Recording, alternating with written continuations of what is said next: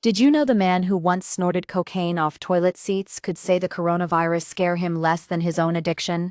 Imagine a world where the greatest threat to your life is a microscopic germ, yet someone tells us they were more terrified of their past habits than the pandemic itself. Robert F. Kennedy Jr., former Health and Human Services Secretary, sits across from comedian Theo Von on a podcast that seems ordinary but holds an extraordinary confession. In a moment that feels like a scene straight out of a crime drama, RFK Jr. reveals how his survival hinged on daily in-person 12-step meetings during lockdowns. The pandemic forced millions to shift to virtual support groups. But not all stories followed the same script.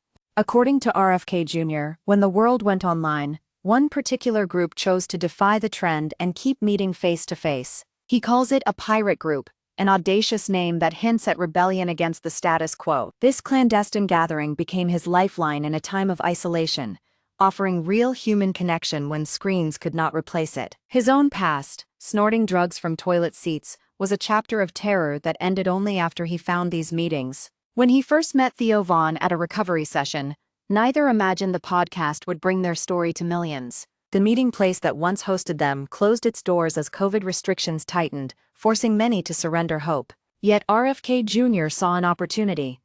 The very danger of a virus became a backdrop against which his addiction could be confronted head-on. He says he was not scared of a germ, because for him, the real monster was the addiction that had already claimed so much.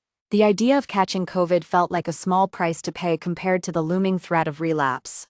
In his words, "For me it's survival." That single sentence encapsulates decades of struggle and triumph. He has now been in recovery for 43 years, a testament to resilience that few can claim. Yet the pandemic's shadow loomed over everyone, even those who had already overcome personal demons. When asked why he continued attending in person, RFK Jr. admits it was about more than safety. It was about faith in himself. He knew that missing a meeting could mean slipping back into a life of danger and death, and so he rolled the dice with COVID, trusting that his recovery would shield him from the virus's worst effects. The risk seemed absurd. Why would someone voluntarily expose themselves to a contagious disease? But for RFK Jr., the calculus was simple. The cost of not attending could be fatal in another way. His story raises unsettling questions about how we prioritize risks and what truly matters when life hangs in the balance. We all face unknown threats, but few are willing to confront them head-on while others retreat behind screens. The pandemic forced many to reevaluate what they value most: health, safety, or the raw authenticity of human connection. RFK Jr.'s narrative suggests that sometimes survival is found not in avoiding danger, but in facing it with purpose.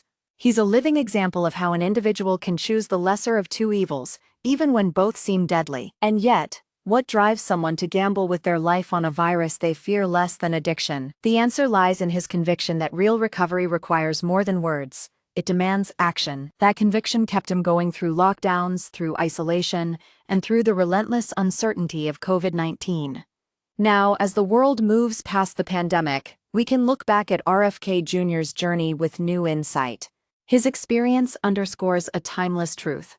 The most terrifying threats are often those that hide in plain sight. The real horror was not the invisible droplet but the invisible habit that once defined his existence. By choosing to attend meetings despite the risk, he turned a potential death sentence into a lifeline. And so, when we consider what scares us, we must ask, is it the unseen virus or the unseen addiction? The revelation at the heart of this story is that survival sometimes requires stepping into danger rather than staying safe.